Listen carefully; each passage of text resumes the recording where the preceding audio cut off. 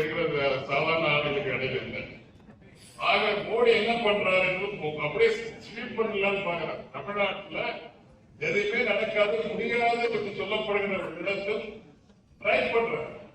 Try பண்றது மட்டும் இல்ல, இந்த தடவை நாங்க தான் வெற்றி பெறுவோம், பல இடங்களில் வெற்றி பெறுவோம் என்று வேகமாக முயற்சி பண்ணுறோம்.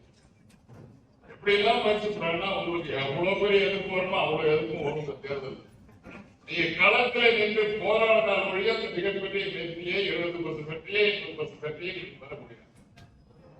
இது தொடர வேண்டும். அந்த அளவுக்கு நம்பி தலைவரோடு ஒரு நாள் கேட்டு அதை கொடுத்துருக்காரு செய்வார். இதனை 2 நாள் முடிப்பார் இருந்தாங்க. அதனை அவங்க குரலுக்கு எடுத்துக்கான சிறப்பாக பணியாற்றும்